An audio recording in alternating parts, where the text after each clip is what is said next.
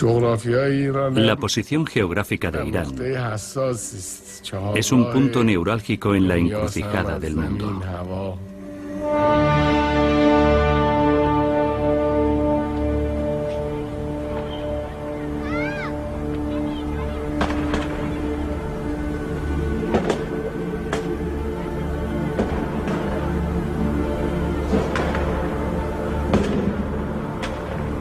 Está anocheciendo. En medio del bullicio de la fiesta se eleva un canto de esperanza desde los barrios populares de Teherán. Esta noche, los iraníes celebran Nowruz, el año nuevo de la antigua Persia. Conmemoran el fuego sagrado cuya custodia les confiará Zoroastro, el primer profeta de la humanidad en el albor de los tiempos. Sin embargo, este país está acusado de querer incendiar el mundo. Desde 1979, Irán ha incendiado el Islam y Oriente Medio, ha desafiado a América, ha amenazado a Europa y ha cuestionado el orden mundial. Desde la Revolución Islámica, Irán da miedo. Pero la guerra entre Irán y los grandes imperios dura desde hace 100 años. Es una guerra por la posesión de los fuegos secretos de la Tierra. Una guerra cuyo objeto es el petróleo y que pone en juego el poder nuclear. He aquí la historia de este siglo. La historia de un pueblo secular que sigue buscando su camino entre la religión y la revolución, la dominación y la independencia. Oriente y Occidente. Les desvelaremos la historia de esta potencia.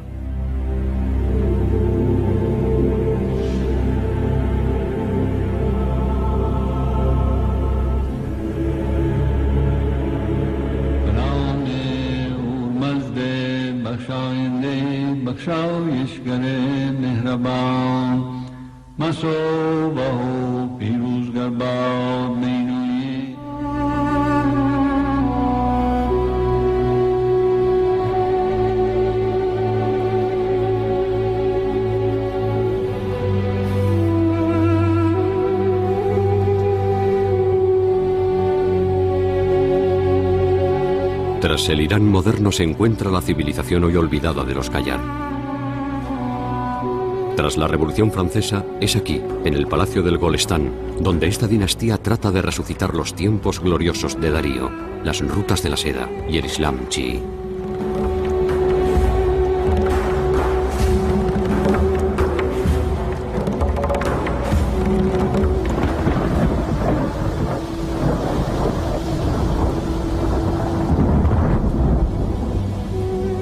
Pero no tardan en cernirse las tormentas del progreso. Las potencias coloniales están a las puertas. Es lo que se llamó el Gran Juego. El enfrentamiento entre Inglaterra en el sur y Rusia en el norte para dominar los mares entre Europa y Asia.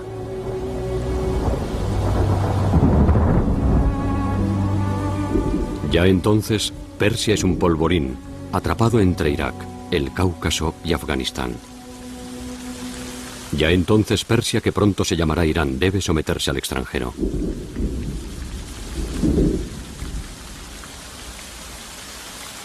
Es un niño de 14 años, solo, quien ocupa el trono. Agotada, la monarquía se tambalea. Su agonía durará 2 décadas. Ya en 1905, en la penumbra de los bazares de Teherán, resuena el eco de las revoluciones y los nacionalismos europeos. La calle susurra, retumba. Los intelectuales, los burgueses y el clero se rebelan. Irán se convertirá en 1906 en el primer país de Oriente Medio en adoptar una constitución y un parlamento de tipo occidental. Este movimiento se oponía a la dominación extranjera, a los tratados que socavaban la economía nacional, al debilitamiento de la fe y a la corrupción.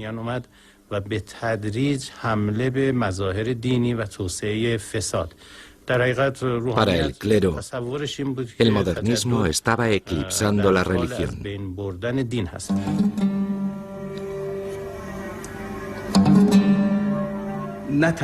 Al principio, la religión y la revolución no se excluían mutuamente. Por aquel entonces, el clero no se sentía en contradicción con Occidente. Al contrario, se sentía atraído por el progresismo occidental.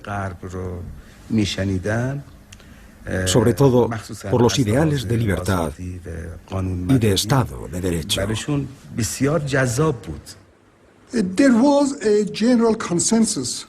Había un consenso generalizado entre los líderes, tanto religiosos como laicos.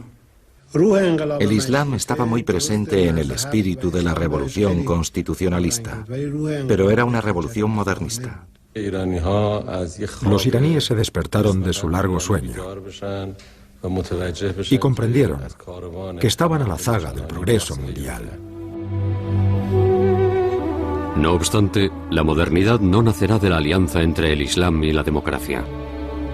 Lo que revolucionará el siglo XX será el descubrimiento del petróleo.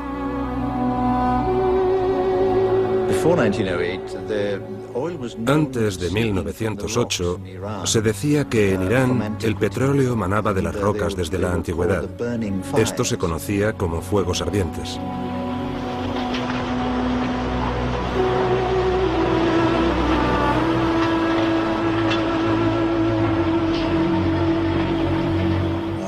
El petróleo es una maldición para todos los pueblos que lo descubren. En ciertos aspectos ha sido una maldición, pero también una inmensa bendición para Irán. Ha sido el primer país productor de petróleo con los ingleses y eso le ha permitido desarrollarse en muchos campos. El 14 de abril de 1909 nace la Anglo-Persian Oil Company. Londres asienta su poder. El petróleo iraní se vuelve británico. Por aquel entonces, el Reino Unido era el régimen más imperialista del mundo. Trataba de controlar la política iraní y a través de la industria del petróleo también trataba de controlar el destino económico de Irán.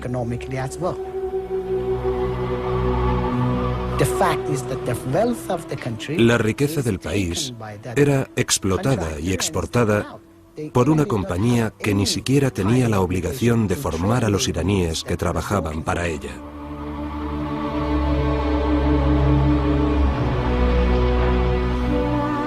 Mientras Europa se halla sumida en el horror de las trincheras y Rusia se hunde en el bolchevismo, Persia se zambulle en el caos.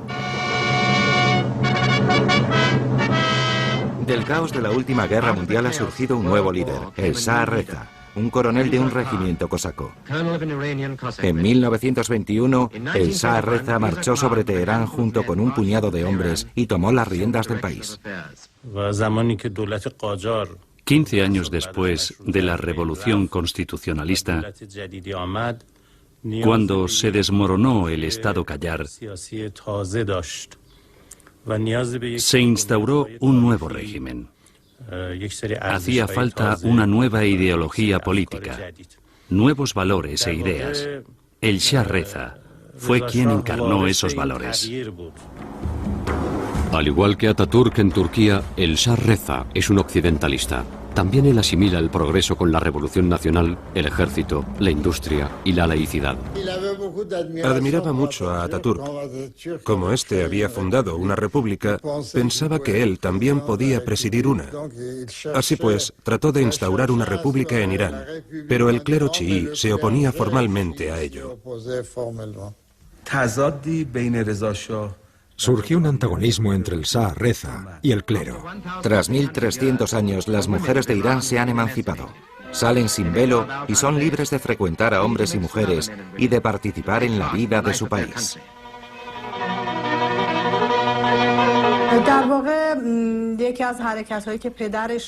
Una de las medidas que tomó el Shah Reza, la prohibición del velo, era una medida para imponer su propia voluntad a las mujeres,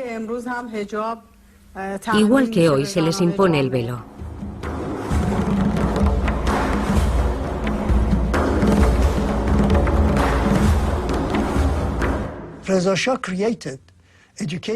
El Shah Reza instauró un sistema educativo basado en los colegios y universidades occidentales. Esto no sentó bien a los colectivos religiosos. Creó toda una serie de instituciones modernas. Impuso esas medidas, pero enderezó el país.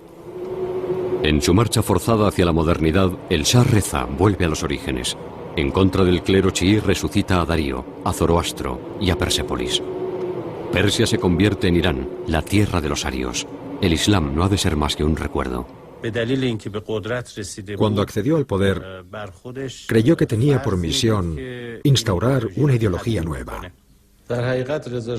El modelo que trataba de imponer el Shah Reza a Irán era el del nacionalismo que estaba en boga en Europa.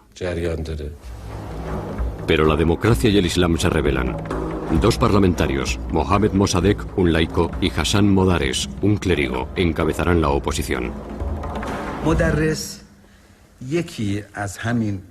Modares fue uno de los 5 clérigos escogidos entre los mayores teólogos de su tiempo para representar a las escuelas coránicas en el Parlamento y controlarlo. Para Modares, el Shah Reza era un esbirro de los ingleses, no el nacionalista que pretendía ser. Mossadegh es exiliado. Modares es encarcelado y ejecutado. Inflexible, el Shah Reza acaba de despertar el mito fundador del Islam chií. Ese Islam de los desheredados que ha permitido a Persia perpetuarse, sublimando las ideas de resistencia y martirio. Con su muerte, Modares entra en la leyenda de los imanes sacrificados en nombre de Dios y en nombre del pueblo. Hoy se celebra en Irán el aniversario de su asesinato como el Día del Parlamento.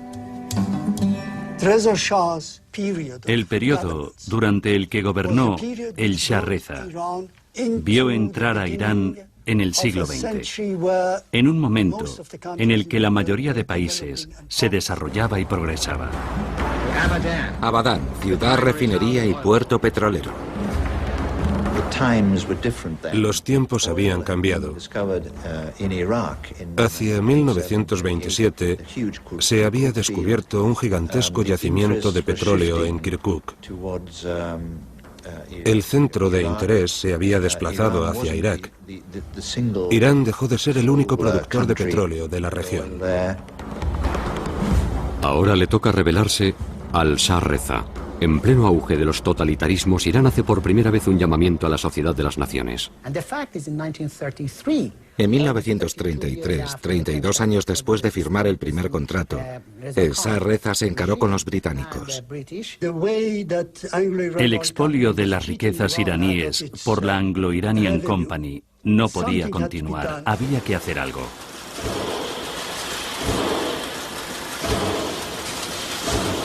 El Shah Reza consiguió cambiar algunas de las cláusulas del contrato.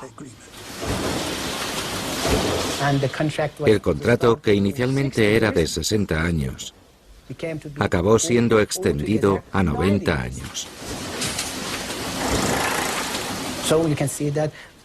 No cuesta entender que esta modificación no beneficiaba demasiado a Irán.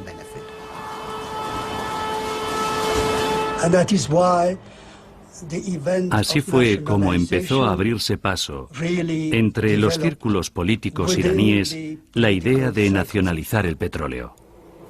Es una derrota moral, política y económica. El Shah Reza trata de aliviar la presión británica y soviética introduciendo a un tercer interlocutor, Alemania. Pero con la llegada de Hitler al poder, la fiebre europea vuelve a exaltar a Teherán. El Shah Reza pensaba que si colaboraba con Alemania y se aprovechaba de su tecnología y su saber hacer económico, Irán podría acceder a la neutralidad.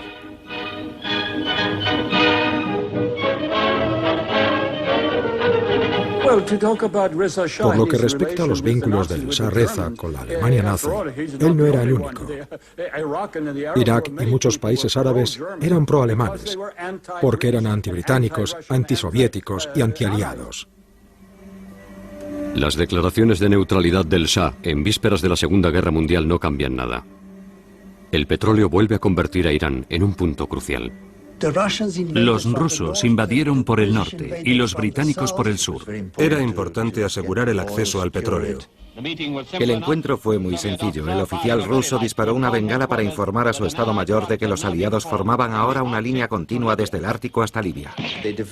Dividieron el país y lo gobernaron. La guerra era lo único importante para ellos. E Irán no podía salvarse del reparto del botín, al menos por el momento.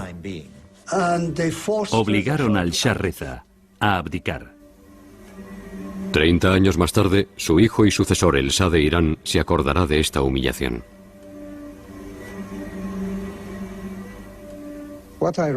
En el fondo, lo que he hecho en cara a mi padre, a pesar de mis sentimientos filiales, es que no minara los campos de petróleo y dijera: como os acerquéis, lo vuelo todo. La toma de posesión del Shah, que es aliado de Gran Bretaña, dio lugar a una ceremonia. En presencia de los comandantes del ejército, tomó juramento y rubricó por primera vez como Shah de Persia. En diciembre de 1943, más de un año antes de Yalta, Roosevelt, Churchill y Stalin se citan en Irán para orquestar el fin de la guerra. Pero la conferencia de Teherán también anuncia un nuevo orden mundial. Las tres delegaciones presentaron sus respetos al Shah, cuyo país fue objeto de una declaración especial de las tres potencias a favor de una ayuda económica total para el reino de Irán.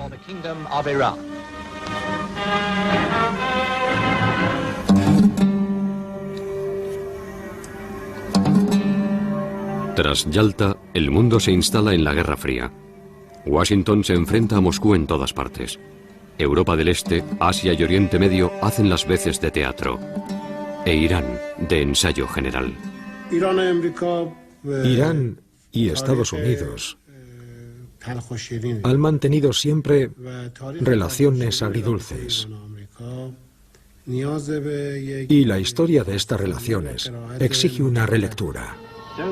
Los oleoductos culebrean por encima de las colinas y por debajo de los ríos, atravesando antiguas ciudades y modernas estaciones de bombeo, bordeando carreteras y caravanas y aldeas tostadas por el sol y montañas, para llegar por fin a las llanuras, hasta las colinas y los desiertos y los pozos remotos, donde los oleoductos de Juzestán convergen en la gran ciudad petrolera de Abadán.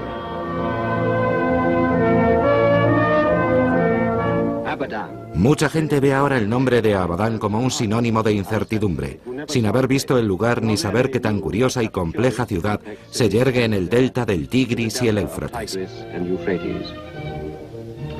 Este inmenso templo consagrado al dios del siglo XX, el petróleo, es el centro neurálgico de Oriente Medio.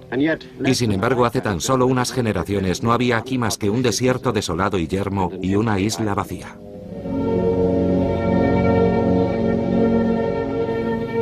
Está a punto de representarse un drama planetario. Un drama cuyos actores serán alternativamente vencedores y vencidos. Una tragedia cuya clave todos creen poseer.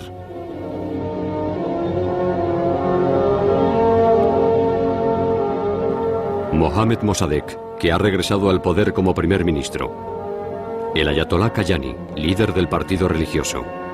Avril Harriman, emisario especial del presidente Truman. El Shah de Irán, por supuesto. Stalin, agazapado en la oscuridad, y por fin el petróleo, auténtico desencadenante de la obra que se va a representar a orillas del Golfo Pérsico y en Teherán. En la primavera de 1951, el Parlamento iraní aprueba la nacionalización del petróleo en un arrebato de fervor patriótico.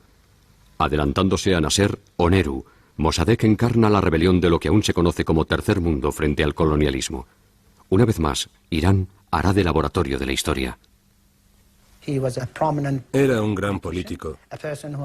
Había estudiado en el extranjero y había hecho un doctorado de Derecho en Suiza.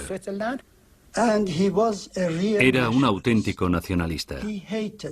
Detestaba la influencia británica en Irán. Pensaba que la única forma de acabar con esa influencia era nacionalizar la industria petrolera y deshacerse de la compañía petrolífera anglo-iraní. Por aquel entonces, 8 grandes compañías se repartían el monopolio total de la industria petrolera mundial. Eran muy poderosas y podían luchar contra el proyecto de nacionalización de Mossadegh. Los persas creen que nacionalizando la industria del petróleo se van a enriquecer. Desgraciadamente todo saldrá al revés. Los iraníes no tardarán en pagar caro su orgullo recobrado. El embargo impuesto por los ingleses es total. Su objetivo es asfixiar el movimiento nacionalista. Irán está en manos de un hombre debilitado físicamente, pero políticamente decidido. En violación de la Carta de la ONU, Inglaterra ha sometido a una nación pacifista, amiga de la justicia y la democracia, a unas sanciones económicas arbitrarias. La economía iraní estaba sometida a unas sanciones sobre el petróleo. Era el primer embargo de este tipo de la historia, y estas sanciones impidieron a Irán sacar ningún beneficio de la exportación. Pero el embargo incita a la cohesión. Tras regresar del exilio unos años atrás, el ayatolá Kayani realizará la unión entre el Partido Nacionalista y el Partido Religioso. Era un auténtico patriota que decía lo que pensaba por el bien de Irán. Y como era uno de los líderes religiosos más importantes, sabía que todo lo que dijera debía basarse en sus creencias, que también eran las del pueblo. El único obstáculo al avance de las reformas, sobre todo en los últimos 50 años, es que los ingleses dominan el petróleo y se inmiscuyen en la esfera política, económica y social del país. Los delegados del gobierno han tomado un avión para reunirse con los emisarios británicos. A modo de viático se llevan el Corán, la bendición del Gran Mulá y una de las banderas que lleva esta inscripción: si Dios está de nuestro lado, ¿qué obstáculo nos podrá detener? Había que vigilar atentamente ese proceso y mantener la influencia británica, así como negar a la Unión Soviética el acceso al petróleo e impedirle que ejerciera su influencia en Irán. Había pues dos aspectos, el petróleo y la Guerra Fría. Otro partido aguarda, también heredero de los ideales revolucionarios de 1905. Es el partido Tudeh, el partido comunista que sale a la calle en apoyo de Moscú.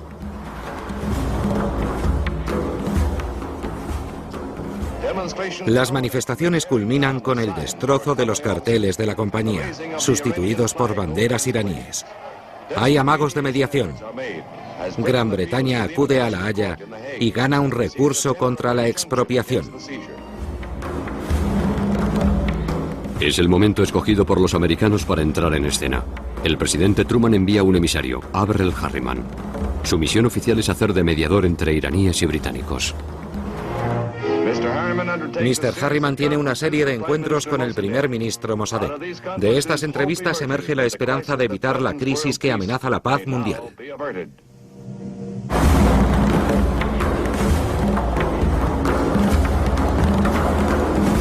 Como ya hicieran en Corea, como no tardarán en hacer en Guatemala, Indonesia y Vietnam, los estadounidenses deciden intervenir en Irán. Su primer objetivo es contener el peligro soviético. Pero ese día en Abadán, Averell Harriman asiste sobre todo al declive de las viejas potencias europeas. Washington vendrá a ocupar el vacío dejado por Londres y París. En Irán, el drama planetario del petróleo está cambiando de dirigente.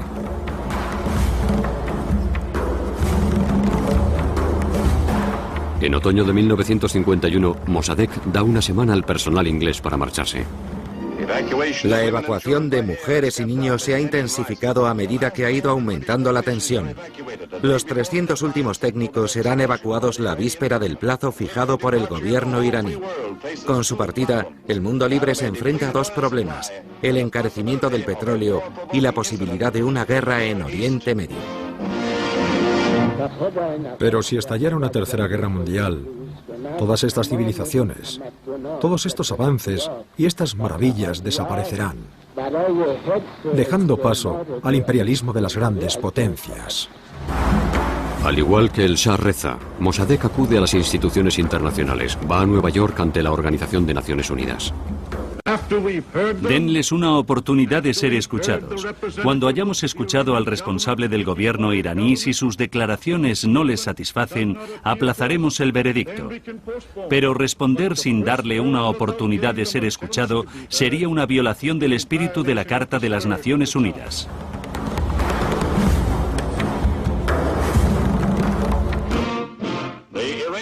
La crisis del petróleo iraní llega a las costas americanas con la llegada del primer ministro Mossadegh a Nueva York para defender su causa ante las Naciones Unidas. El Consejo de Seguridad no es competente para examinar esta denuncia. Las Naciones Unidas y el Tribunal de la Haya se reconocen incompetentes. El viejo león sale doblemente victorioso. Pero Washington teme que el ejemplo iraní se propague. Devorada por la campaña anticomunista de McCarthy, América oscila entre el derecho internacional y el dominio del petróleo. Los americanos estaban mintiendo. Mintieron a Mossadegh durante su visita a Washington. Le mintieron al mostrarse tan amables con él. Le mintieron al decir que iban a encontrar una solución política. Querían encontrar una solución, pero que les beneficiara a ellos. Querían seguir los pasos de los británicos, que habían dominado a Irán durante tanto tiempo. Mossadegh quiere un Irán democrático. Aparta a los comunistas y se distancia de Kayani, entonces presidente del Parlamento. En Estados Unidos, Eisenhower, recién electo, quiere deshacerse de Mossadegh. Su primer error fue alejarse del clero. Olvidaba que sin el apoyo de los líderes religiosos y las masas, no tardaría en ser incapaz de contrarrestar a aquellos que trataban de infiltrarse, la CIA y los servicios secretos soviéticos. Mossadegh utilizaba al Partido Comunista para equilibrar las fuerzas, enfrentando a un partido con el otro. Pero no creo que fuera un simpatizante del Tudeh. Mossadegh era un problema para Estados Unidos y los británicos. Entonces se produjo uno de los episodios más negros de la historia contemporánea de Irán, el golpe de Estado. El golpe de Estado fue organizado por Gran Bretaña y Estados Unidos, sobre todo por los americanos al final. ¿Cuál era el plan? Derrocar al gobierno nacionalista, ya fuera bueno o malo, estuviera reñido o no con los líderes religiosos. Este método era la panacea para la CIA por aquel entonces. Estas operaciones secretas conducidas por la CIA tenían un aire de arma mágica.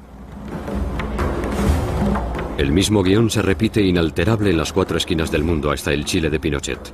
El golpe viene de arriba. El Shah nombra a un militar, el general Zaedi, para presidir el gobierno. Pero Mossadegh se entera esa misma noche. Creyendo haber fracasado, Mohammad Reza se refugia en Europa. El Shah llega a Roma tras un intento fallido de arresto del doctor Mossadegh por la Guardia Imperial y tras negarse a disolver el Parlamento a petición del doctor Mossadegh. En Teherán parece como si el doctor Mossadegh fuera a convertirse pronto en el presidente. Ordena que el ejército ocupe los palacios del Shah. El 19 de agosto de 1953, la confusión es total. Los comunistas, el clero encabezado por el ayatolá Kayani, la policía, el ejército y los legitimistas pagados por la embajada americana invaden las calles. La residencia de Mossadegh es saqueada. Es la Operación Ajax, orquestada por la CIA. Fue muy sencillo. El partido Tudeh llamó a sus militantes y apoyó a los opositores de Mossadegh, y así permitió que triunfara el golpe de Estado en mediodía. Expulsado por el doctor Mossadegh, el Shah de Irán ve cómo triunfa su causa y regresa a su país gracias a la contrarrevolución impulsada en Teherán por su primer ministro Zahery con el apoyo del ejército y la policía.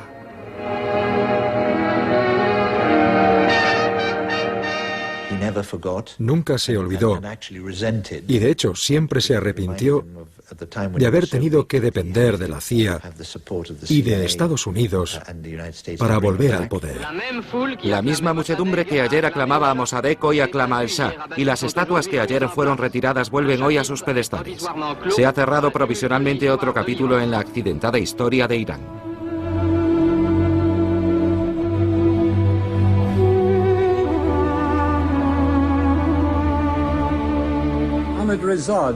Mohammad Reza, el hijo del Shah Reza, era al principio un hombre bastante débil, pero sea como sea, acabó endureciéndose. Quizá fuera la CIA la que le incitó a endurecerse y a instaurar un régimen autoritario blando cuando le devolvió al poder. Y eso fue lo que hizo. No era así con Mossadegh. Esta vez fue un cambio radical. Mohammad Reza tomó las riendas con la ayuda de la Sabak y sus esbirros e instauró una dictadura blanda. La opinión occidental, aliviada, participará en el linchamiento mediático de Mossadegh. Irán vuelve a su soledad. En pijama y bata, un agonizante doctor Mossadegh acudió al tribunal de Teherán. Acto seguido, el arrogante moribundo ahogó a la acusación bajo un torrente de elocuencia que duró días enteros. Todo el mundo estaba agotado, salvo el doctor Mossadegh, convertido oficialmente en el mejor actor del siglo. Sus payasadas superan con creces a Charlot, declaró el fiscal antes de solicitar la pena capital para el acusado. Mossadegh es condenado al exilio. Su ministro de Asuntos Exteriores es ejecutado. El ayatolá Kayani es censurado, apartado de la vida política. La Sabak, la policía secreta del Shah, orquesta la represión. Un entramado de unos 500 oficiales comunistas es desmantelado. 28 dirigentes son pasados por las armas. Los estudiantes son reprimidos. El 13 de diciembre de 1954 caen 3 de ellos en el transcurso de una manifestación el día de la llegada del vicepresidente Richard Nixon a Teherán.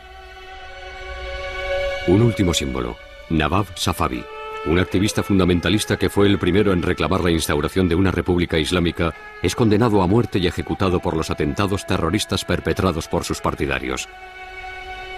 Como tantos otros, recita el Corán hasta su ejecución. El Irán chií ya tiene a sus nuevos mártires. Antes de ser arrestado, Safavi había viajado a Qom para reunirse con un joven ayatolá que por su parte rehúye las armas y apuesta por el pueblo. Se llama Ruhollah Khomeini. El Shah de Irán cree haber eliminado toda oposición. Se equivoca. Desde hace siglos, desde el asesinato de Ali y Hussein, el yerno y el nieto del profeta, el chiismo promulga la gesta popular del sacrificio. Qom, la ciudad santa, con sus escuelas de teología, se convierte en refugio de la resistencia. La religión es el último recurso de los iraníes. Tras el golpe de Estado que permitió el regreso del Shah y la detención de Mossadegh, estábamos contentos porque nos habíamos creído la propaganda. Pero no tardamos en comprender nuestro error.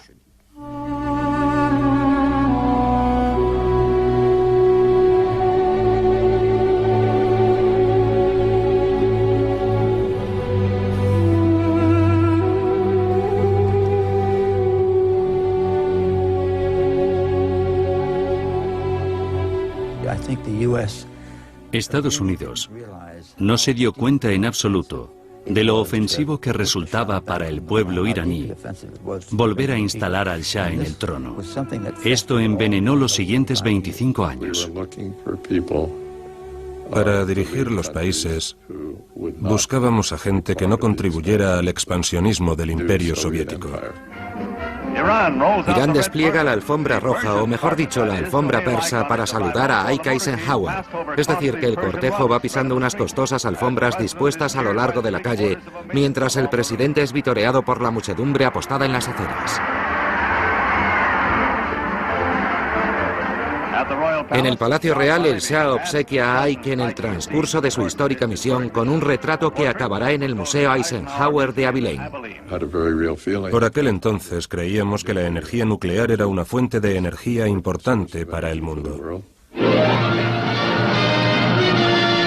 72 países asisten a la conferencia sobre el átomo en las Naciones Unidas. El petróleo y el carbón tocan a su fin, contrariamente a la energía atómica, según el doctor Baba. Esto demuestra la necesidad imperiosa de hallar otras fuentes de energía si no deseamos ver cómo se extingue la luz de nuestra civilización tras haber agotado nuestras fuentes de carburante. El programa Atoms for Peace es estratégico. Al colocar a Irán en pleno corazón del Pacto de Bagdad, la respuesta oriental a la OTAN, América quiere acorralar a la Unión Soviética. Teherán es un satélite de Washington que proporciona a Irán su primer reactor nuclear. Urbanización, industrialización, militarización. El Shah de Irán quiere asentar la grandeza del país siguiendo el modelo occidental. A principios de los años 60, el joven e inexperto Shah, coronado por los aliados en plena guerra mundial, se ha convertido en un autócrata determinado. Él se ve como un monarca ilustrado, pero ¿es consciente de que se le ve como un dictador del tercer mundo? La temible máquina de reinar en la que se ha convertido acaba preocupando a sus protectores.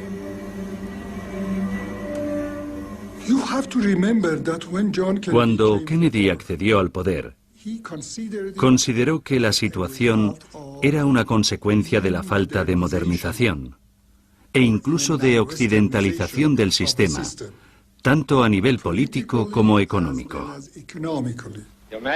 Sus Majestades, hablo en nombre de todos mis compatriotas para darles la bienvenida a Estados Unidos.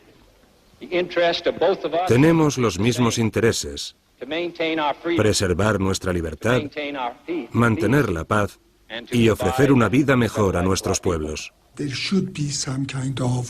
Había que actuar en los países del tercer mundo. De lo contrario, caerían todos en manos de los comunistas. Irán es un importante eslabón en la defensa del mundo libre. Comparte una frontera de más de 2.000 kilómetros con la vecina Rusia. No podíamos permitir que todos esos países entraran en la órbita de la Unión Soviética. Estábamos en plena Guerra Fría, que llegaba al tercer mundo por extensión. Nos hemos visto obligados a firmar un pacto puramente defensivo. Si algo ocurriese, no nos enfrentaríamos solos al peligro. Había que hacer algo. El presidente Kennedy pasó revista a la flota antes de asistir junto con el Shah a unas impresionantes maniobras aéreas y navales. Acto seguido, el presidente Kennedy y el Shah asistieron a un desembarco en el que 9.000 marines invadieron una playa. La maniobra duró 24 minutos. Naturalmente, tan solo se trataba de una demostración. Si nos atacan, ustedes tienen que asistirnos con todos los medios de los que dispongan. El apoyo militar americano beneficia mucho a una nación como Irán. La ayuda económica y tecnológica representa una gran inversión americana en los últimos 10 años. Sin ella, Irán no sería hoy un país libre e independiente. Al igual que su padre, el Shah de Irán es un apasionado de la tecnología. Al adquirir los equipos más sofisticados, Irán financia la industria militar estadounidense. El Shah se convierte en el brazo armado de Occidente en Oriente. Ser uno de los más grandes del planeta. Este objetivo está a punto de ser alcanzado en el ámbito militar. El Shah se interesa especialmente por los problemas militares. Sus compras masivas, cifradas en miles de millones de dólares, han proporcionado a Irán un arsenal considerable y ultraperfeccionado. Teherán e Israel empezaron a estrechar lazos. También en el campo de la seguridad establecimos vínculos con los iraníes. Les vendimos material militar y ellos eran partidarios de llevar a cabo programas comunes. Ambos países se acercaron mucho, lo cual tuvo consecuencias estratégicas considerables. Hubo una serie de encuentros entre el Shah y los dirigentes israelíes. Se hablaba mucho del futuro de Oriente Medio, de cómo se iba a convertir en un remanso de paz, de seguridad, de tranquilidad y de esperanza, en vez de ser una región controlada por un puñado de elementos árabes suníes extremistas. Fue entonces cuando el ayatolá Jomeini hizo su aparición en el debate intelectual inaugurado por la llegada de Mohammad Reza Pahlavi. Al principio el imán no quería ningún cambio en el régimen. Solo aconsejaba al Shah que pusiera fin a sus relaciones con el sionismo, con Israel. No seas esclavo de América, le decía. Sométete a las leyes islámicas y seguirás en el trono. Pero el rey de reyes debe someterse a la nueva América de Kennedy. Hay que convertir a Irán en escaparate del liberalismo. El Shah pone fin a la ley marcial, privatiza la prensa, concede el derecho de voto a las mujeres y, sobre todo, impulsa la reforma agraria. Es la llamada Revolución Blanca. Es una especie de revolución socialista desde arriba. En efecto, hace 20 años yo ya decía abiertamente a la gente que si no llegamos a dar a nuestro pueblo y al país una revolución desde arriba, tendremos que enfrentarnos a una revolución desde abajo. Evidentemente, esto puso en contra del Shah a toda la aristocracia terrateniente y a toda la iglesia chií, ya que los mulás estaban entre los mayores terratenientes de Irán. El objetivo era presionar a los líderes religiosos y tratar de instaurar un régimen en el que la política estuviera separada de la religión. En eso consistía la revolución. El clero chií, encabezado por el imán Jomeini, temía el despotismo de Mohammad Reza y creía que la Revolución Blanca y el referéndum reforzarían su poder despótico. Al igual que su padre frente a Modares, el Shah ve alzarse contra él al ayatolá Jomeini. En sus virulentos discursos, el maestro de Qom ataca a América, la reforma y hasta la propia monarquía. El Shah de Irán decide acabar con él. En octubre de 1964 despega un avión llevándose a Ruhollah Jomeini, primero expulsado a Turquía y luego a Irak. Irán repite una vez más la letanía de sus fatalidades: asesinatos, golpes de Estado, exilios. Mohammad Reza Pahlavi cree haber alcanzado el poder absoluto. En realidad acaba de abrir la caja de Pandora.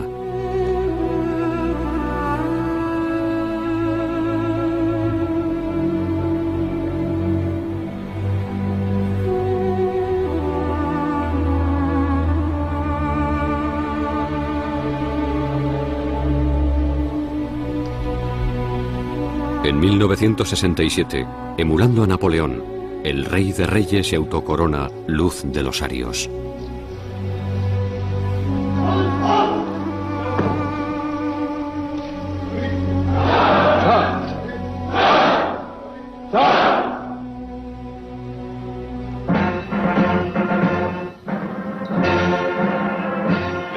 El Shah acaba de inaugurar su 11ª presa. Esto le coloca en una posición sin precedentes. Hizo construir una serie de presas hidroeléctricas en Irán.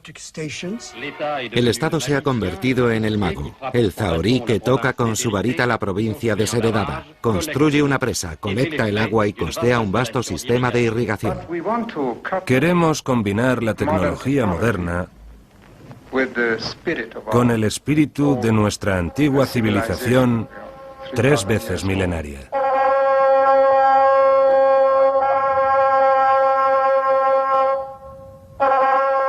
Pero el monarca absoluto no se conforma con estas reformas. Borrando los siglos de un plumazo, el Shah de Irán dialoga directamente con Ciro, el unificador del imperio persa, 2500 años atrás. El mundo entero está invitado a las fiestas megalómanas de Persépolis. Solo falta la cita, el pueblo iraní.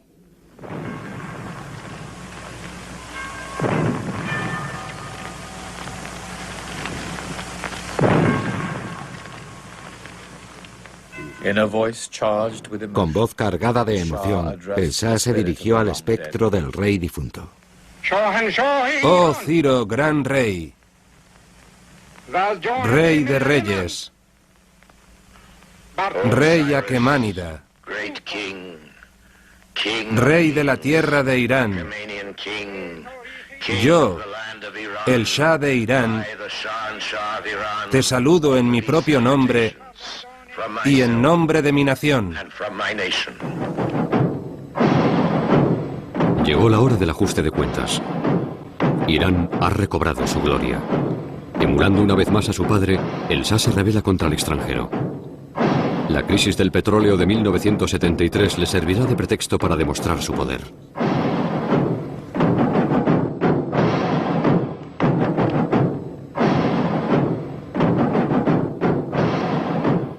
Cuando se acabe el petróleo estarán ustedes muertos. La Compañía Nacional de Petróleo iraní, junto con las sociedades nacionales de todo Oriente Medio, empezaron a llevar la voz cantante.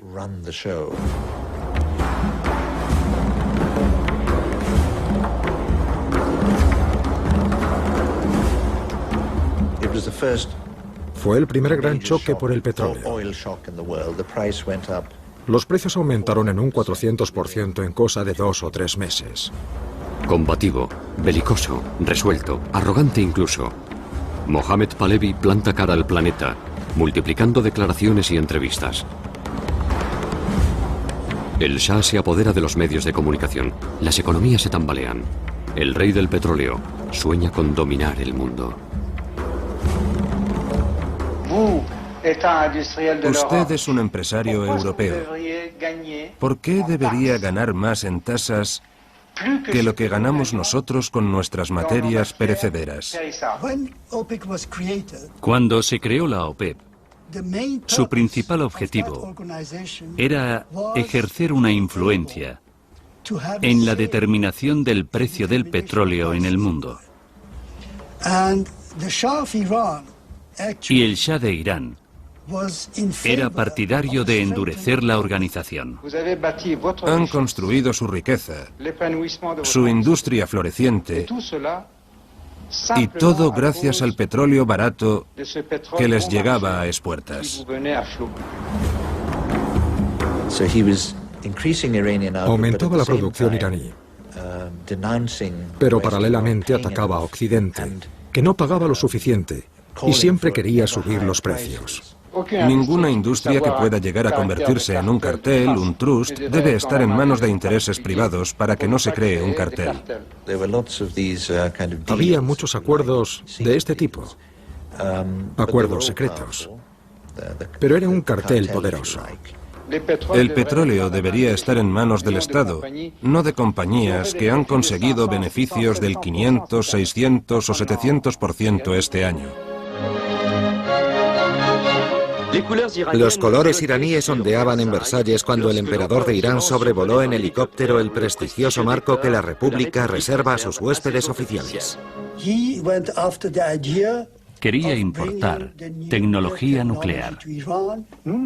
No somos capaces de encontrar nuevas fuentes de energía. No tenemos ni las posibilidades, ni los laboratorios, ni la tecnología. Pero ustedes, los occidentales, sí los tienen. Francia buscaba socios. Francia siempre ha considerado que el uso pacífico de la energía nuclear debía ser puesto a disposición de los países en desarrollo, y era el caso de Irán. ¿Qué podemos comprar en Francia? En primer lugar, sus centrales nucleares. Ustedes están muy adelantados en ese aspecto. El programa nuclear iraní fue llevado a cabo en colaboración con los americanos y después con los franceses mediante el intercambio de estudiantes y la creación de infraestructuras relacionadas con el programa nuclear iraní. El Shah de Irán está prosiguiendo su política de inversión industrial adquiriendo un 25% del capital de Eurodif. Tras comprar 2 centrales nucleares y firmar un acuerdo de cooperación entre ambos países, ha llegado el momento del combustible nuclear. A cambio de su participación en Eurodif, Irán recibirá un 10% de la producción de uranio enriquecido de Pierre Lat. Además, el Shah ha concedido un préstamo de $1.000 millones al Comisariado para la Energía Atómica, cosa que ayudará a desarrollar el programa nuclear francés.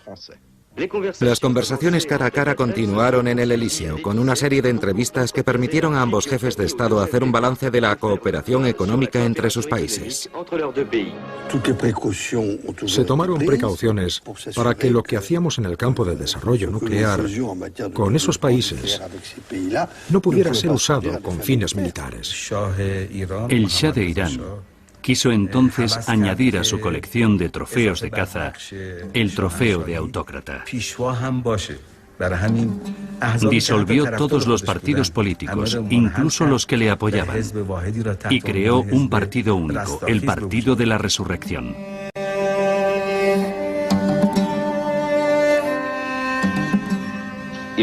Con que Irán no hubiera progresado tanto de ser una democracia.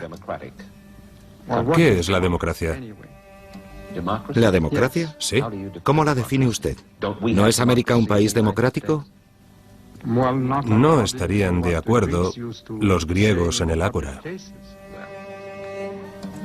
Elegimos a nuestros representantes. ¿Pero con qué criterios? Después del Watergate cabe preguntárselo. Pero admitirá que Estados Unidos es un país más democrático que Irán. Una vez más, ¿qué es la democracia? Libertad de pensamiento, libertad de expresión, libertad de prensa. ¿En qué medida? Me refiero a elegir a los dirigentes, que haya una oposición. ¿Pero en qué medida? ¿En qué medida? Sí, ¿en qué medida? Si se refiere a una cosa autodestructiva y masoquista que fomenta el fraude y la corrupción, entonces ese es su régimen. Una democracia permisiva. Su estilo de vida, la imagen que daba de su familia, sus paseos por Occidente, sus estancias en las estaciones de esquí, presentaban a un personaje, una familia, un entorno que ya nada tenían que ver con la población iraní. Y él estaba convencido de que era popular. Le mandaban campesinos que le besaban la mano. Y él se imaginaba que era popular. Daba una impresión equivocada de estabilidad y seguridad. Piense que el 1 de enero de 1978 Jimmy Carter pronunció su famoso discurso. Gracias al liderazgo del Shah, Irán es un islote de estabilidad en una de las regiones más agitadas del mundo. En 1978 todo había terminado. La relación entre un monarca y su pueblo es muy importante. Esa relación se había disuelto.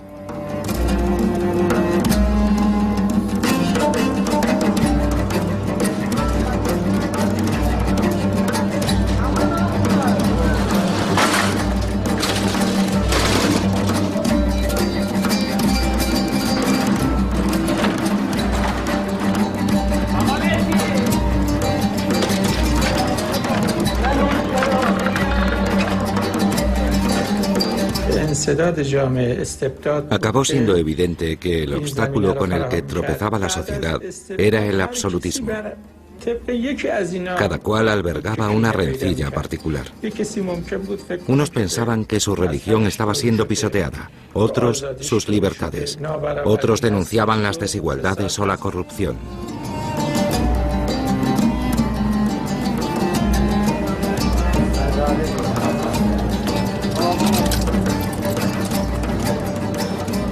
Occidente, que era el aliado del Shah de Irán, debería haberle obligado a crear algún tipo de válvula de escape, de expresión política, un esbozo de monarquía constitucional. Tal vez esto hubiera evitado que los iraníes acudieran a las mezquitas y al ayatolá Jomeini.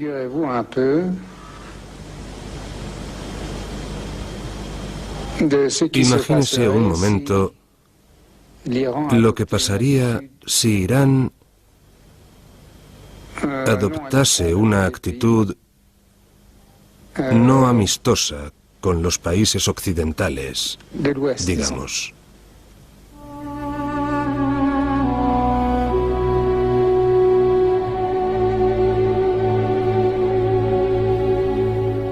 En el transcurso de sus 14 años de exilio, el imán Jomeini ha tenido tiempo de reflexionar sobre el destino de Irán a lo largo del siglo. Ayer espectador, hoy por fin actor. No regresa a Teherán como opositor, sino como revolucionario. Pronto encarnará el islamismo de cara al mundo. Antes del regreso del imán a Irán, los movimientos religiosos y laicos se entrecruzaban. Eran todos progresistas y optaron por el mismo camino. En las cárceles, donde pasé algún tiempo, había toda clase de tendencias políticas. La primera revolución fue llevada a cabo por los estudiantes, no por los mulás. Estos se adueñaron de ella a posteriori.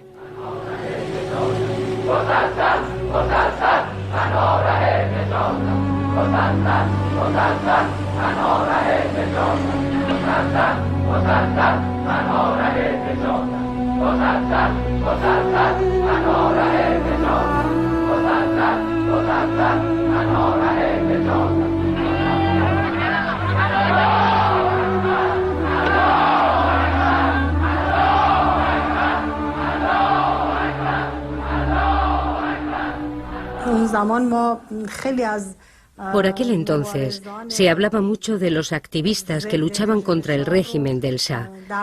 Se contaba que estaban siendo arrestados y torturados. ¿Está contento con los métodos que usa la SAVAK para obtener confesiones? Están mejorando día tras día. ¿También ustedes han sido acusados de tortura? No nos enorgullece. Bueno, No se percibía el régimen del Shah como un régimen abierto al diálogo, capaz de emprender las reformas que anhelaba el pueblo. ¿Y considera sistemáticamente toda oposición a su persona y a su régimen? en absoluto. Me refiero al marxismo, al supuesto marxismo.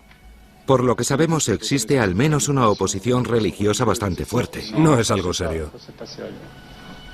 Cegado por el juego entre Moscú y Washington, el Shah no comprende que el mundo ha cambiado. En Irán, como en todo Oriente Medio, la revolución es ahora un asunto religioso.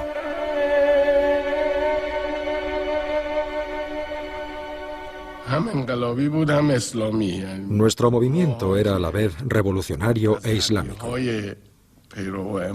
Seguíamos al imán e hicimos la revolución contra el despotismo dentro del marco del Islam.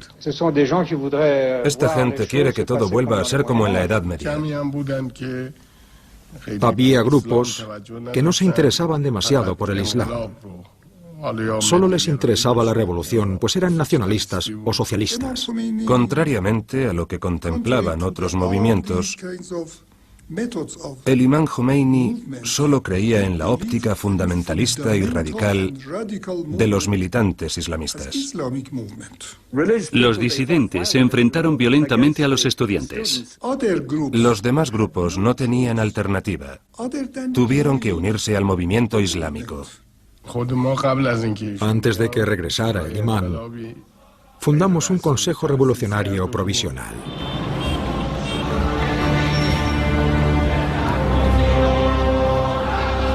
El 7 de septiembre de 1978, por primera vez, los manifestantes exigen que se marche el Shah y vuelva el imán Jomeini. Esa misma noche es decretado el toque de queda.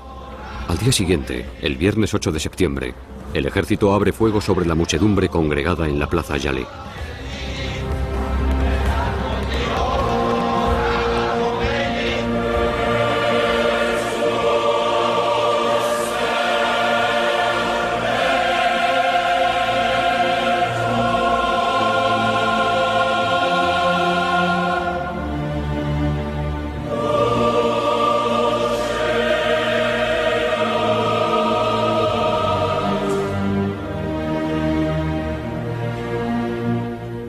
Es una masacre. Mueren cientos de manifestantes. La sangre del pueblo se convierte en la sangre del martirio. Los símbolos chiíes se confunden ritualmente con los símbolos revolucionarios. Ya es demasiado tarde para el Shah.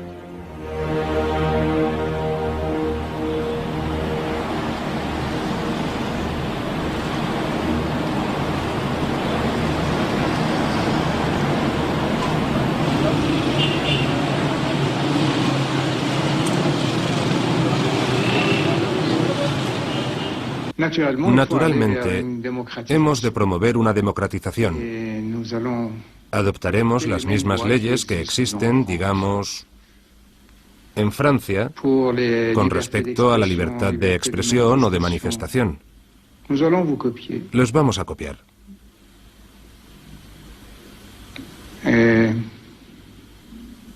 Tal es mi voluntad, tras haberlo meditado profundamente. Esta es la vía a seguir.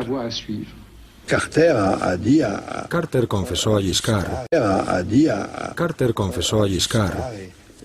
y a los demás jefes de Estado reunidos en Guadalupe que consideraba que el Shah estaba perdido. Por lo que respecta al ayatolá Jomeini, vino a Francia en condiciones legales y se instaló no como un refugiado político, pues no tenía ese estatus, sino como un extranjero residente en Francia. Así que le acogieron en Neufleur-le-Château apenas instalado. Grabó una serie de cintas con sermones incendiarios que sus amigos iraníes se encargaban de transmitir a Teherán. Desde los tejados de Teherán, de un edificio a otro, los altavoces repetían sus vehementes prédicas. Era muy efectivo. Se hizo evidente que Jomeini encarnaba a la oposición. Utilizó la religión para galvanizar a las masas. Dio una voz al pueblo. Canalizó su resentimiento, traduciéndolo en términos religiosos y antioccidentales. Ahora es Mohammad Reza Pahlavi quien debe emprender el viaje al exilio. Desde principios del siglo XX, Irán vive al ritmo de los terremotos. Antes de él, los últimos Qajar, el Shah Reza, el ayatolá Kashani y Mossadegh.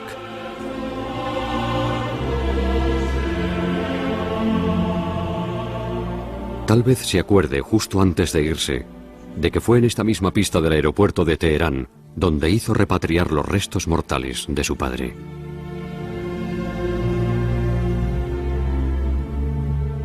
El rey de reyes abandona para siempre la nación de Darío. Cede su trono al Islam chií que había tratado de erradicar. Puede que hubiera lágrimas en los ojos del Shah al marcharse de Irán por última vez. Pero se puede leer la felicidad en los rostros de los miles de manifestantes que tomaron las calles de la capital para celebrar la partida del hombre al que llevaban tanto tiempo odiando.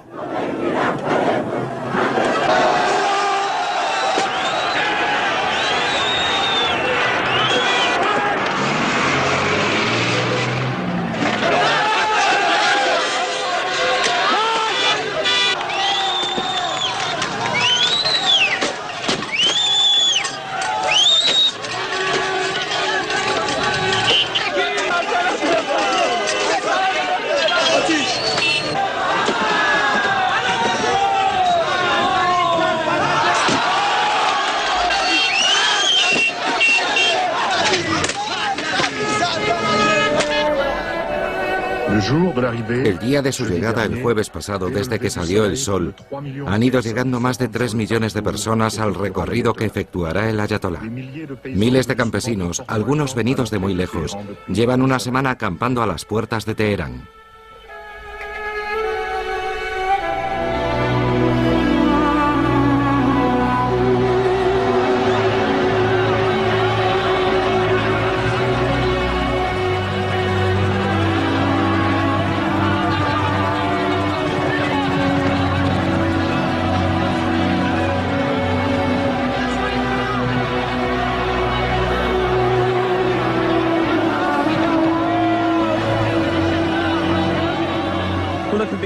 Si hay un hombre en Irán que tiene más partidarios que nadie y por lo tanto más poder, ese es sin lugar a dudas el ayatolá Jomeini.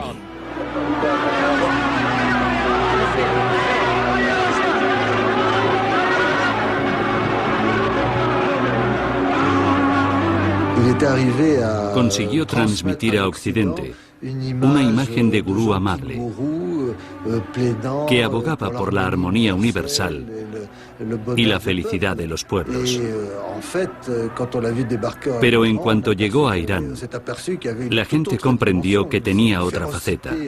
Estaba claro que era un personaje feroz, capaz de gobernar, de tomar las riendas y eliminar implacablemente a sus rivales. Con la llegada del imán Jomeini a Teherán, comienza el ciclo habitual de violencia revolucionaria. En nombre de las facciones más duras, el ayatolá Jalali organiza una serie de purgas. Los guardianes de la revolución destruyen la tumba del Shah Reza. Los dirigentes del antiguo régimen son ejecutados por orden de tribunales expeditivos. Estamos en el año cero. Luego vendrán la instauración de la República Islámica, la consagración del Guía Supremo y la fusión de la ley civil con la ley religiosa. Una vez más Irán inventa. Una vez más se entrega al extremismo. Una vez más se granjea la repulsa del planeta. Los problemas del mundo de hoy tienen mucho que ver con los acontecimientos de la Revolución Islámica, sobre todo la toma de la Embajada de Estados Unidos. La crisis de los rehenes empezó el 4 de noviembre de 1979.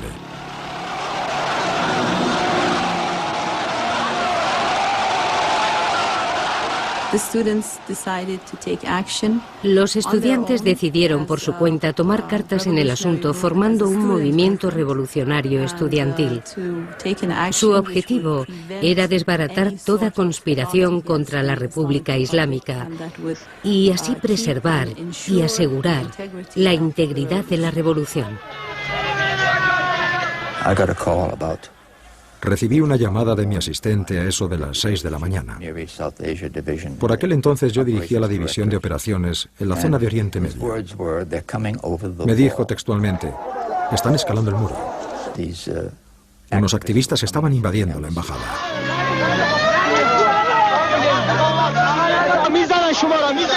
Se me quedó grabada una voz en la memoria. La voz que me dijo, han derribado la puerta. Tenemos que bajar.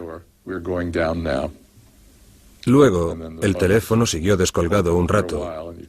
Se oyeron unos ruidos y nada más.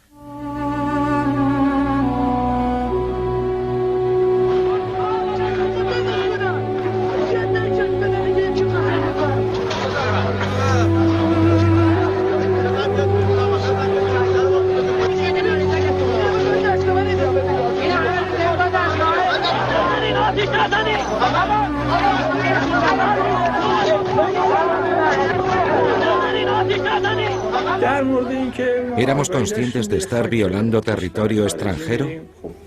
Desde luego. Hay que situarse en el contexto en el que los estudiantes tomaron esa decisión. Eran los primeros meses de la revolución y el país estaba al borde del caos. Se había reavivado el recuerdo del derrocamiento de Mossadegh, que inició una pésima era en las relaciones con Estados Unidos. El golpe de Estado de 1953 contra Mossadegh fue un episodio muy oscuro de nuestra historia. Abrió una era de dominación extranjera, de colonialismo y dictadura. Éramos conscientes desde un principio del resentimiento que albergaban los iraníes por el golpe de Estado de 1953 y el papel de Estados Unidos. Ese hecho permanecía grabado de forma indeleble en la memoria colectiva. Los estudiantes sintieron una vez más que los extranjeros hacían peligrar la revolución y que la historia podía repetirse.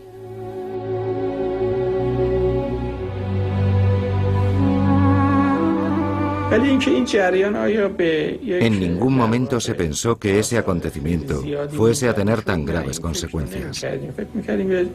Se pensaba que duraría solo unos días. No tenía precedentes en el mundo.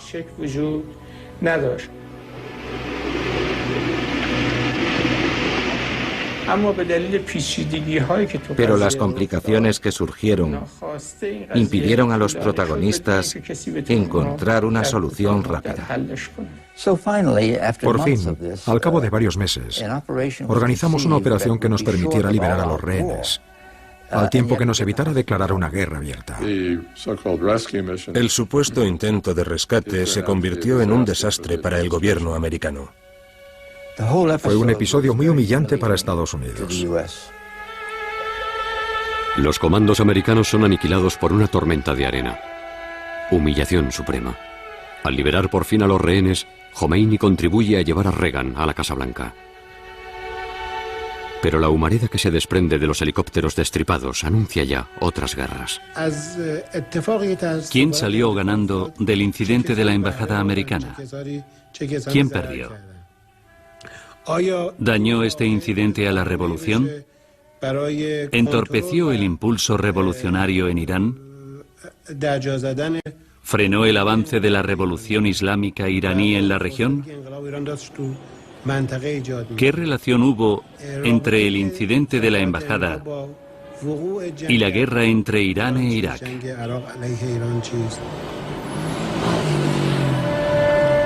Aún hoy, los muros de la capital siguen reflejando la imagen bondadosa del imán Jomeini. Pero los iconos de Teherán atestiguan también las heridas de una nación metida en una guerra cuyo recuerdo palidece menos rápido que las imágenes piadosas.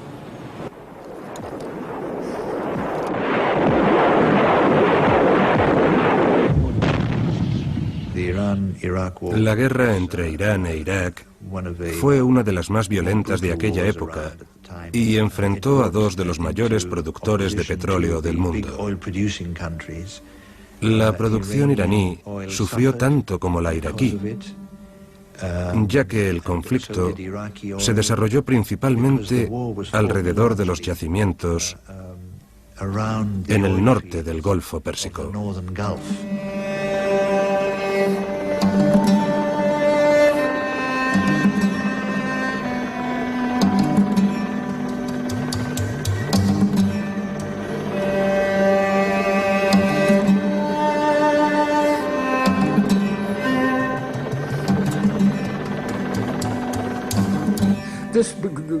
¿Fue la guerra entre Irak e Irán, la guerra de Saddam Hussein, el resultado de una coalición de los estados occidentales contra la República Islámica? Indudablemente. Las tres grandes potencias presentes en la región apoyaban a Saddam en su guerra contra Irán.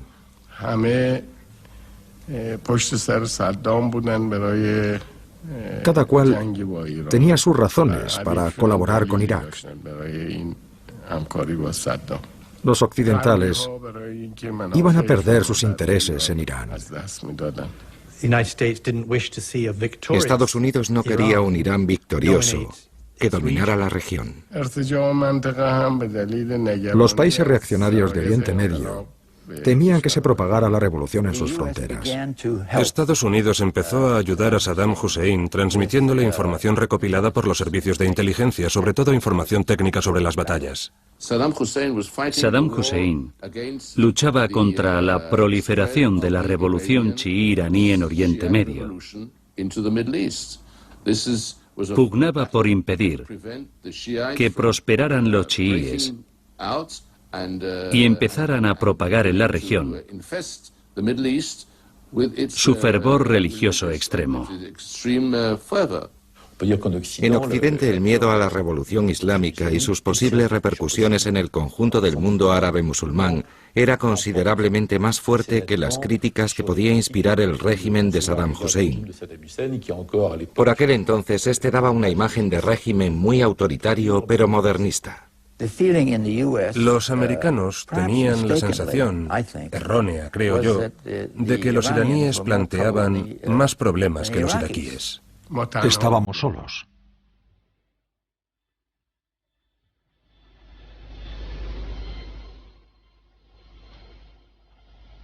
Irán e Irak se enfrentan a una guerra de 8 años que acabará con cerca de 1 millón de vidas. Como la Primera Guerra Mundial, es una guerra de trincheras, de gas, de masacres, pero también de movilización popular. Millones de voluntarios se alistan en el ejército revolucionario. Irán ha dado con un factor de cohesión nacional. La religión de Irán es Irán.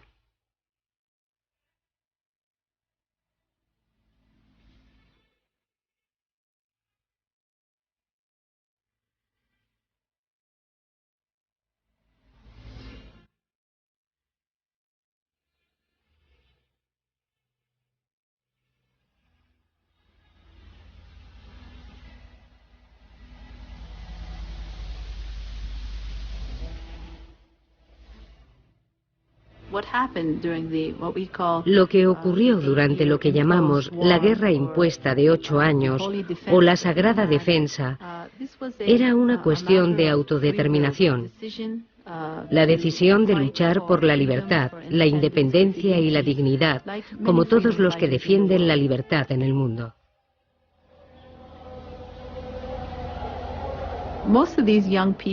La mayoría de estos jóvenes se crió bajo el régimen del Shah. Se formaron en un sistema educativo muy occidentalizado. Así pues, no eran lo que se dice celotas del Islam, fanáticos.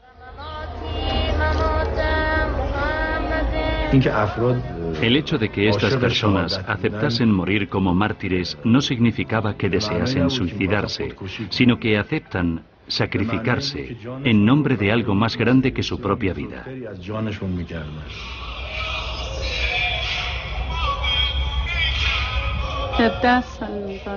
Solo tenía 17 años.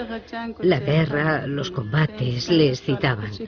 Le pedimos que esperara a cumplir la edad del servicio militar, pero dijo, no, quiero ir al frente.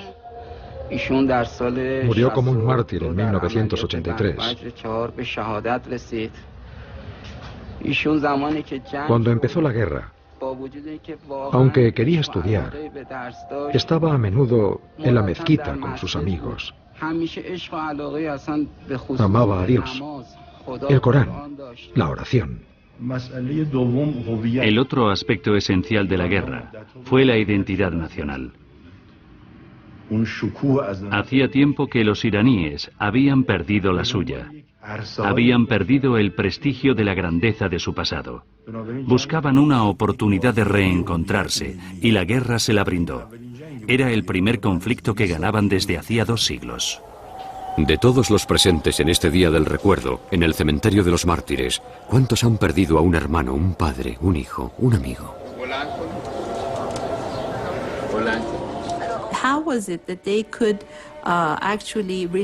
¿Cómo podían sentir una afinidad con un jefe mucho mayor que ellos?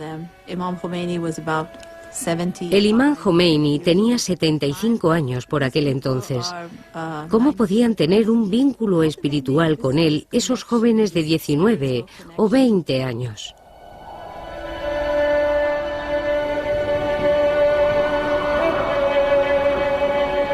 El imán Jomeini muere tras acabar la guerra entre Irán e Irak.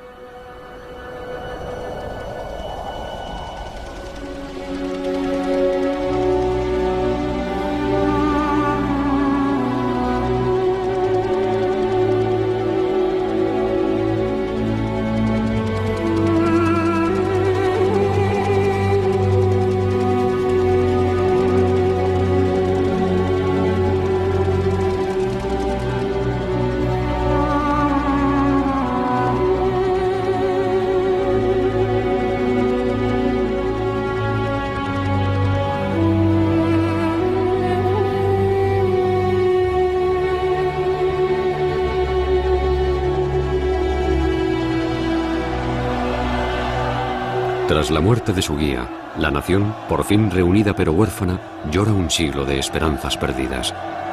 Absortos en sus gritos y lamentaciones, ¿cómo podrían imaginar los iraníes que su duelo, al igual que su revolución, aterroriza al mundo entero?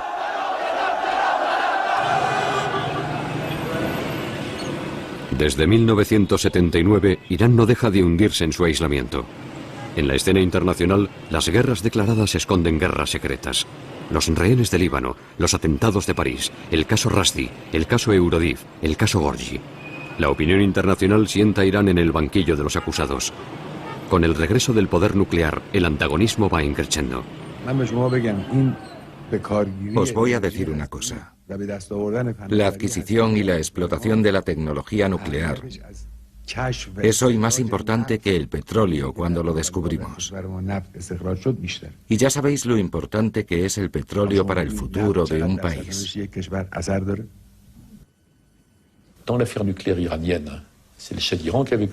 En el asunto nuclear iraní, fue el Shah de Irán quien empezó con el beneplácito y el apoyo de Occidente. Fue el ayatolá Jomeini quien lo interrumpió. No necesitamos esto. Y son los iraníes, el régimen islámico, quienes vuelven a empezar cuando se enfrentan a los ataques iraquíes con el arma química. No es una especie de prioridad de una revolución islámica desbocada. Es una cuestión nacional. Como en tiempos de El Shah Reza y de Mossadegh, las potencias internacionales reemprenden el viaje a Teherán. Europa, Rusia y China se inmiscuyen. La discordia continúa. Ya lo hemos dicho, y lo volvemos a decir. Al igual que todos los países, esta gran nación que es Irán tiene derecho a disponer de todas las tecnologías modernas y, por supuesto, a exportarlas al servicio de la paz. Y como había ocurrido medio siglo atrás, no tardan en intervenir las grandes instancias mundiales, empezando por la Agencia Internacional de Energía Atómica, con una única pregunta: ¿qué quiere realmente Irán? Irán no ha tratado nunca de hacerse con el arma nuclear. El Islam prohíbe categóricamente las armas de destrucción masiva. No basta con una declaración de este tipo para que nos despreocupemos. Si nos fijamos en la casuística islámica, sabemos que hay cosas que están prohibidas, pero a las que se puede recurrir en caso de urgencia, en caso de necesidad vital. Al firmar el Tratado de No Proliferación, Irán se comprometió a no fabricar armas nucleares. ¿Pero creemos que las está fabricando o que piensa hacerlo? Desde luego. Se desata una batalla de imágenes y palabras. Irán cambia constantemente de parecer, pero sobre todo se instala en la región la guerra, la de verdad, en todas partes, constante, obsesiva. Estalla la primera guerra del Golfo. Los misiles lanzados por Saddam Hussein e Israel prefiguran el mundo poscomunista.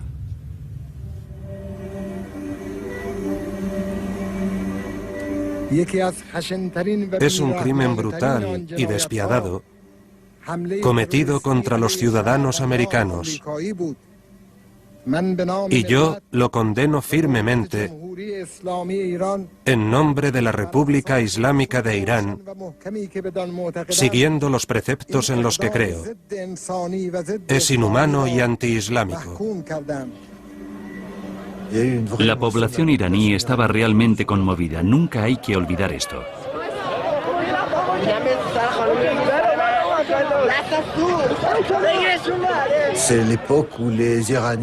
Los iraníes salieron espontáneamente a la calle con velitas encendidas. El gobierno dio su pésame y durante unas semanas los mulás dejaron de pregonar la muerte de América en sus sermones de los viernes. Lo extraño es la reacción de Estados Unidos ante ese comportamiento tan humano y previsible en el fondo de los iraníes, que expresaron su compasión por las víctimas de la tragedia del 11 de septiembre. Nuestro objetivo es impedir que los países que apoyan el terrorismo amenacen a Estados Unidos o a sus estados amigos con armas de destrucción masiva. Algunos de esos países han estado callados desde el 11 de septiembre, pero sabemos cómo son en realidad. No tenemos miedo a nadie. Contamos con lo necesario para defender nuestros derechos. Irán trata de hacerse con esas armas y exporta el terror mientras un puñado de dirigentes no electos reprime el anhelo de libertad del pueblo iraní. La respuesta era que Irán formaba parte del eje del mal. Esos estados y sus aliados forman un eje del mal. Pero es el radicalismo árabe y suní llegado de Arabia Saudí quien ha agredido a América. He ordenado al ejército de Estados Unidos que ataque los campos de entrenamiento de los terroristas de Al-Qaeda y las estructuras militares del régimen talibán en Afganistán. De todos es sabido que Afganistán es el cementerio de los imperios. Los mongoles, los británicos, los soviéticos y ahora los americanos y sus aliados, que cometen torpeza tras torpeza. Cuando tuvo lugar la intervención americana en Afganistán. Los iraníes echaron una mano a los americanos, pero lo que ocurrió fue una especie de tango, en que uno da un paso hacia adelante y el otro hacia atrás. Por ahora no hemos llegado al punto favorable, como para que ambos bandos quieran luchar a la vez.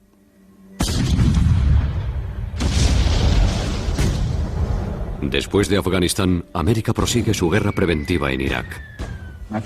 Estimados conciudadanos, en estos momentos, nuestras fuerzas y las de la coalición han emprendido las primeras operaciones militares para desarmar a Irak, liberar a su pueblo y defender el mundo de un grave peligro. Este presidente americano no se avergüenza de decir que quiere instaurar la democracia en Irak. No se avergüenza de sus propias palabras. Les habla George W. Bush, presidente de Estados Unidos. En estos momentos, el régimen de Saddam Hussein está siendo derrocado. Aquí termina una larga era de miedo y crueldad. Las fuerzas americanas y aliadas se han desplegado en Bagdad, y no nos detendremos. Hay quien invade los territorios de los demás a miles de kilómetros de su país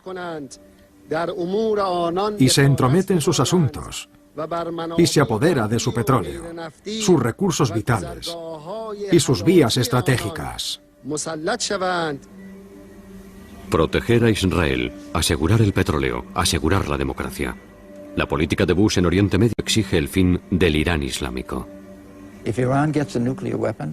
Si Irán se hace con el arma nuclear, Arabia Saudí, Egipto y Jordania tratarán de hacer lo propio, y la región se sumirá en el caos. Su jefe es un peligro para su propio pueblo, para la región y para el mundo. Es una vergüenza para el pueblo iraní y sus tradiciones. Una vergüenza para los valores del Islam y de todas las religiones. El régimen sionista es un árbol podrido que se vendrá abajo cuando se desate la próxima tormenta. Los iraníes tienen que entender una cosa, y es que se puede esperar cualquier cosa de Israel. La retórica es a varias bandas. Los israelíes tienen su parte en ella, pero son realmente los iraníes quienes la han intensificado y le han inyectado palabras e ideas sencillamente inaceptables desde el punto de vista histórico y moral. Pero Israel también ha de enfrentarse a un Oriente cambiante. En Líbano, en el Cáucaso, en el Golfo Pérsico, en Afganistán, en Irak, los chiíes se están despertando. El auge del chiismo que estamos observando en Irán es un fenómeno directamente relacionado con la decisión de invadir Irak. Irak puede volverse chií. Es un país con mayoría chií y es legítimo que ésta aspire a la soberanía. Lo que temen algunos es que el movimiento de los iraquíes influya a otros árabes chiíes de la región. Los chiíes gozan de una auténtica unidad ideológica, una misma sensibilidad. Son una auténtica fuerza que se extiende desde las orillas del Mediterráneo hasta la India. Si los americanos hubieran escuchado hace unos años los consejos de muchas personalidades americanas, especialmente Baker, y hubieran entablado un diálogo con Irán, la situación sería totalmente distinta y dejaríamos inmediatamente de hablar de la amenaza del eje chií. Los dirigentes iraníes y americanos deben superar las tensiones de sus relaciones actuales, evaluar sus intereses geopolíticos y estratégicos y tratar de elaborar una política racional.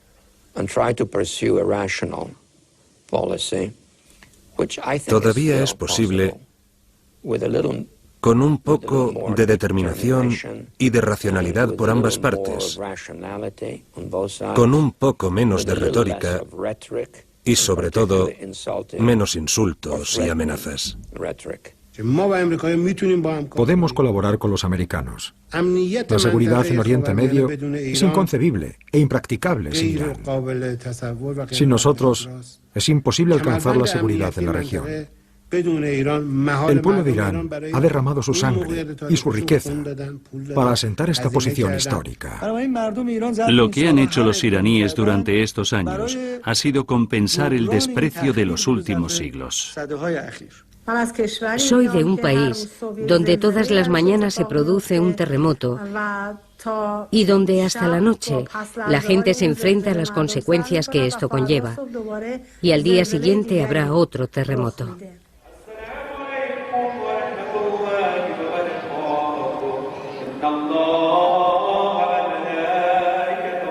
Irán ha vivido en 100 años todas las experiencias del siglo XX. Ha sido el primer país de Oriente Medio en instaurar un parlamento, nacionalizar sus recursos y provocar una revolución islámica. Irán será sin duda un laboratorio del mundo del mañana, al igual que lo fue ayer. Por suerte y por desgracia, ha tenido petróleo y ha querido poder nuclear. En el transcurso de su larga marcha hacia la modernidad, el pueblo iraní ha luchado, salvajemente a menudo, para preservar su identidad.